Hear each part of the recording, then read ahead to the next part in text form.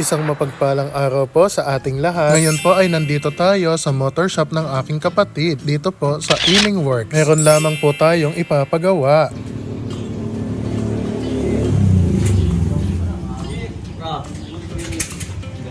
Yan nga po, makikita natin na may nagpapagawa kay Kochi. Yan nga po pala si Kochi, isa sa kaibigan ng aking kapatid.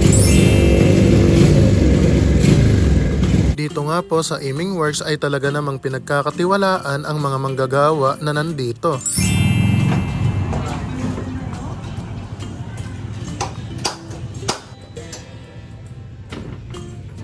Lahat nga po ng problema ng inyong mga motor ay talaga namang masosolusyonan dito sa Iming Works. Karamihan po sa mga nagpapagawa rito ay nagpapapalit ng mga interior ng kanilang mga motor. Meron din mga nagpapapalit ng mga bearing or bolita. Sanay din po silang mag-install ng mga ilaw. Kung gusto nyo naman po na pinturahan yung inyong mga motor ay pwede rin po dito. Pwede din po kayo ditong magpa-gear oil at change oil. At marami pang iba.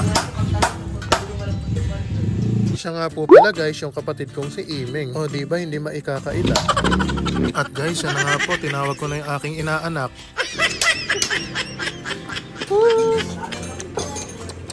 At guys, siya naman po si Chuchay, ang kanilang alaga dito sa motor shop.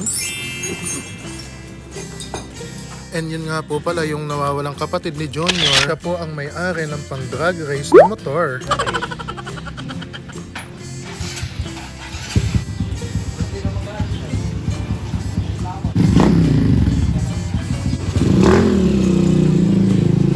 Guys, ito nga po pala si Junior, isa sa kaibigan din ng aking kapatid. Sa shop nga po na ito ay may vape din silang available. Bale guys, ito nga po pala ay Iming Works Motorcycle Parts and Accessories at Iming Works Vape Shop.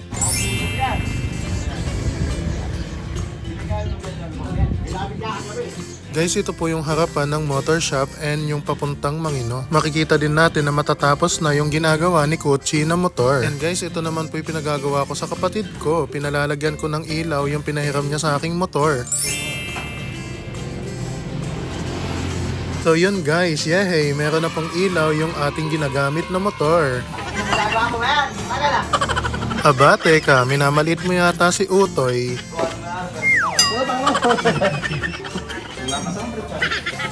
Marunong din siya na magkumpuni ng mga sirang motor.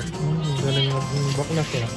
O diba, ngunit ba maliit, hindi nasanay? Small but terrible. Sa kabila nga po ay makikita naman natin na si Junior naman yung gumagawa sa isang may sirang motor. Makikita natin na parang andali lang ba nung ginagawa nila. Pero sa totoo lang guys ay mahirap talaga yung ginagawa nilang ito dahil kailangan mong alamin at kabisaduhin yung mga piyesang gagamitin. Makikita po natin ngayon yung mga piyesang itinitinda ng aking kapatid dito sa shop na ito. Sa ngayon nga po ay medyo hindi pa kumpleto yung mga paninda ng aking kapatid. Pero alam kong balang araw ay magkakaroon siya ng isang malaking shop. Hindi lang malaking shop, kundi kilalang shop dito sa aming bayan. Ito lamang po yan sa bayan ng Gapan. Bali guys, yan po yung mga paninda ng kapatid ko. Nakikita po natin, medyo yan, kulang-kulang pa po yung mga paninda niya, pero alam ko po na magiging kompleto rin po ito balang araw.